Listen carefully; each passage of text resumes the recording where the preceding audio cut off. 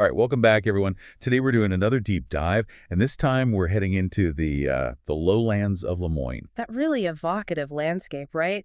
The Spanish moss, the heat. You can almost feel the history lingering there. Exactly.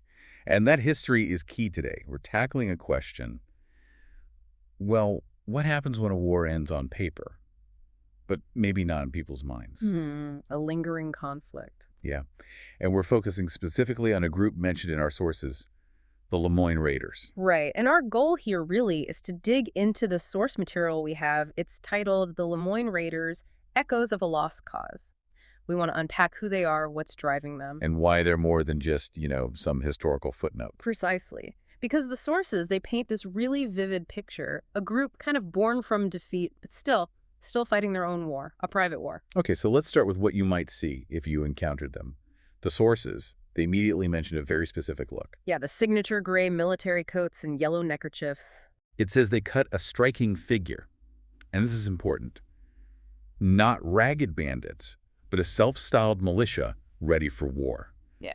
That description alone sets them apart, doesn't it? It really does. It's not just clothing, it's a statement, isn't it? It speaks volumes about their identity, their motivation. So what is that core identity? Well, according to the material, they're mainly Confederate veterans and disenfranchised Southern youth. So older guys who fought and younger ones feeling left behind. Okay. And they're united, it says, under the tattered ghost of the Confederacy. For this group, the Civil War, it just never really ended. Still fighting it in their minds? Their hearts burn with rage, the sources say. Rage against the North, the government, basically anyone they see as a threat to their, quote, Southern way of life. That resentment, it's absolutely fundamental to understanding them. So this self-image, they see themselves as more than just criminals.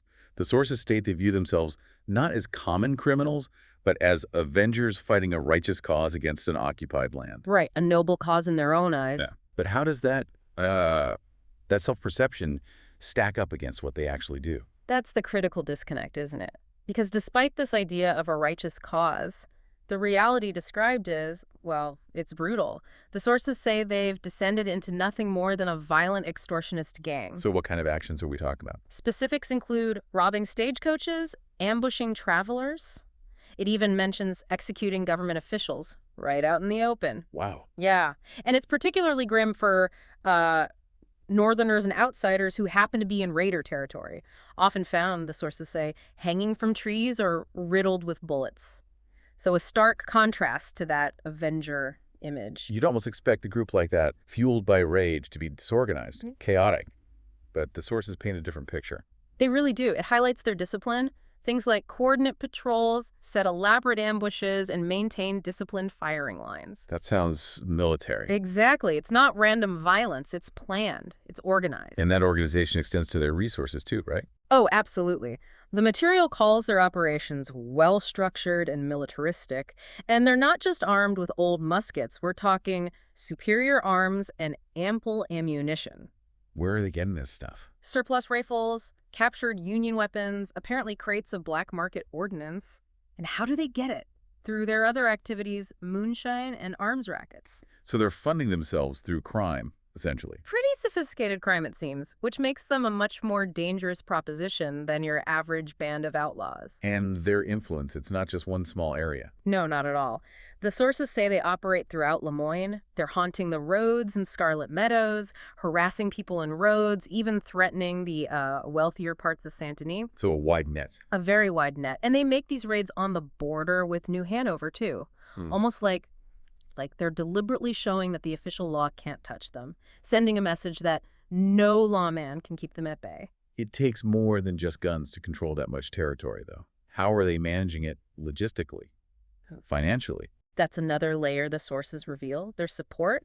They're apparently deeply involved with the Braithwaite family. The Braithwaites. Okay. Yeah. Trading moonshine, stolen goods, in return for safe harbor and supplies. So local, powerful allies. And it goes beyond that. It seems so. They also funnel weapons to South American buyers, which suggests a pretty lucrative arms trade funding this whole campaign of terror, as the source calls it. It's not just local trouble. It's part of a bigger network. It's interesting, though, that the sources mentioned that right after the war, things were maybe a bit different, that some locals supported the raiders. Yes, initially, as protectors, supposedly. Against federal agents, carpetbaggers, that narrative existed early on. So what happened? Why did that support or tolerance seemingly dry up? Well, the sources suggest that as the raiders got more powerful, they also got crueler, Yeah. more indiscriminate. How so? It says they no longer discriminate between Union sympathizers and neutral farmers. Basically, anyone who couldn't pay protection money or refused to align with them became a target. So they turned on the locals eventually. Seems that way. When survival turns into just brutality for its own sake, you lose that local support pretty quickly, I imagine. The pragmatism disappears. And all this is wrapped up in that lost cause ideology you mentioned. The leaders invoke it. They do. The sources say leaders often invoke the lost cause ideology, preaching about honor and Southern pride. It's the justification, the narrative they spin. But what about the actual members? Does that noble rhetoric match the reality of who's joining up? That's where there's another disconnect, according to the material. While the leaders talk honor, the ranks actually swell with bitter, violent men desperate for purpose. So not exactly knights in shining armor. Not quite. And it mentions young recruits drawn in by these promises of glory, of brotherhood. They get quickly indoctrinated into a cycle of hate and bloodshed. So the ideology is used very effectively, it seems, for recruitment and control, even if the reality is much grimmer. Okay, so let's bring it closer to the present day mentioned in the sources. There are rumors swirling. Yes, things seem to be potentially escalating or shifting. In Thunderbird County specifically, there are whispers. Rumors swirl that they have begun to scout northern territories. Looking for new opportunities. Seems like it. Maybe extending their influence, looking to intercept gold shipments, suggests ambition beyond just Lemoyne. Is there anything more concrete than just scouting? Well, the most significant rumor, the most worrying perhaps, is that some believe they plan to build a stronghold deep in the county. A stronghold. Like a fortress. A new fortress from which to resurrect their nation. That's the phrasing in the source. It's ominous. It suggests they're not just fading away, they might be planning a real resurgence. It paints a picture of a conflict that just refuses to die. The sources really hammer this home at the end, don't they? They do. They call the raiders the last breath of a defeated Confederacy echoing through gunfire and the rattling chains of their victims. It's a powerful, chilling image. So, summing it up then, these aren't just standard outlaws. Not at all. The sources frame them as more than outlaws. They are a militia without a flag, waging a private war against modern America. It's ideological, it's organized, and it's deeply violent. And the warning is stark. Very stark. For those traveling south, the sight of gray coats in the trees is a death knell, an omen that the old war never truly died. It's a reminder that history casts a long, long shadow. It really makes you think, doesn't it? Yeah. About how powerful an idea and ideology can be. Powerful enough to convince people a war isn't over decades later. And to justify ongoing violence for a cause they see as lost but righteous. Yeah.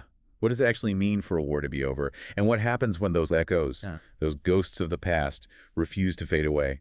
Something to definitely ponder.